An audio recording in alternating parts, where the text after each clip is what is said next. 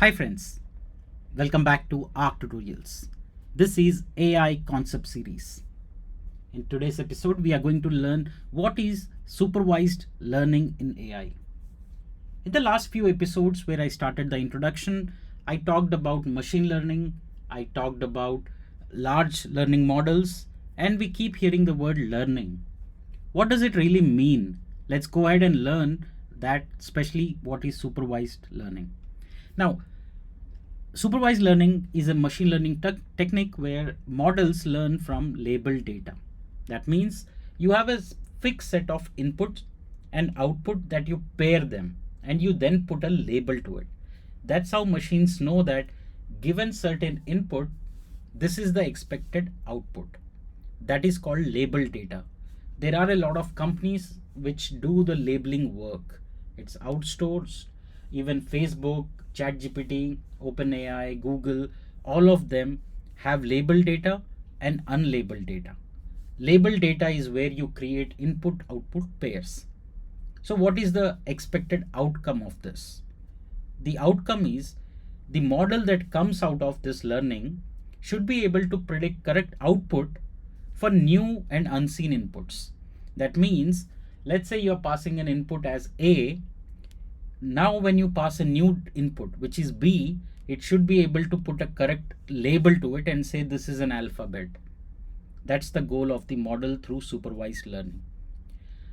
In any of such large learning models, a majority of the training of the data is done first always with supervised learning. That's when they categorize, they learn certain data needs to be in certain labeled category. It combines feature data, which is inputs, with known labels, which is expected outcome. Now it includes two main tasks. One is classification. Classification is nothing but categorical outputs. That means you categorize the outputs into certain categories. And regression, which is continuous outputs. Now two things. One, when I train my model and say the input is A, the output is alphabet. In the classification, when you pass an unseen data, let's say you pass B or C, it will categorize it as an alphabet. And regression is where it keeps giving output like B, C, D, E, etc. That is called continuous outputs or regression. I hope now you are clear about label data, which is input output pairs. Then you have two main tasks of this particular model. One is classification, which is to categorize the data. Second is regression, which is to continuously spit out the output which is similar. It relies heavily on quality label data sets for training. Again, if your quality of label data is bad, you can't expect a good data. And hence, like I said, all these companies, large companies which are doing AI work, invest heavily in companies which do the labeling work. Labeling is a manual task. It involves people to sit down, categorize, and put that label on that particular data. Now it's widely used in many real world applications like I talked about ChatGPT, Google Gemini, etc. It's the very foundation of AI driven services basically. So how does it work? The model receives input features and corresponding labels during training. It learns the mapping function from features to label. It then uses optimization algorithms to minimize the prediction errors. What are some of the common algorithms which we implement for labeling? It involves decision trees, which is your forest trees. We also use support vector machines. We use neural networks and we use linear regression. These are the common algorithms which are used to pass an input and expect an output which is based on certain decisions. The model is validated on unseen data, test data to check generalization. Like I gave you an example, we will pass certain data. We expect that if we pass similar data, what would be the outcome? Hyperparameter tuning improves model accuracy and performance. I will cover what is hyperparameter in next videos, but for now, understand it's a technique where you fine tune your model's accuracy and performance. There are two other things very important, which is overfitting and underfitting. which needs to be managed carefully.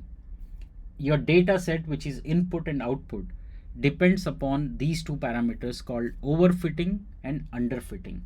I will explain all these three terms in detail in simple terms for you, which is hyperparameter, overfitting, and underfitting. For now, understand that the model will receive input, it will give output, but that output needs to be a predictive one based on the pairing and the labels that we provide. Algorithms, I talked about decision trees, support vector machines, neural networks, and linear regression. Now, what are some of the applications and importance of it?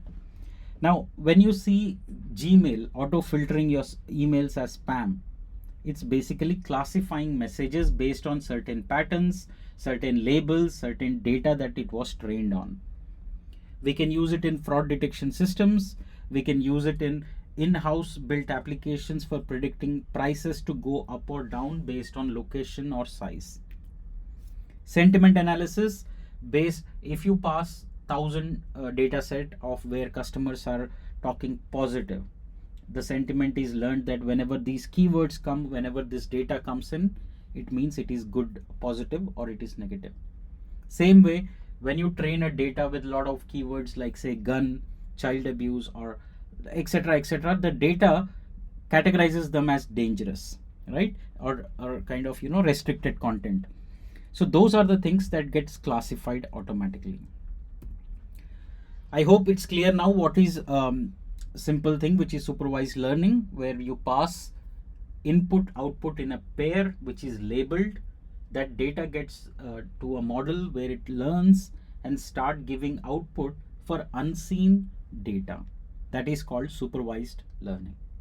In the next episodes, I'll cover what is unsupervised learning, what is reinforcement learning, what is hyperparameter, what is overfitting, what is underfitting, and all the concepts that you should be knowing about AI. Thank you so much for joining in this episode. I'll see you in the next one.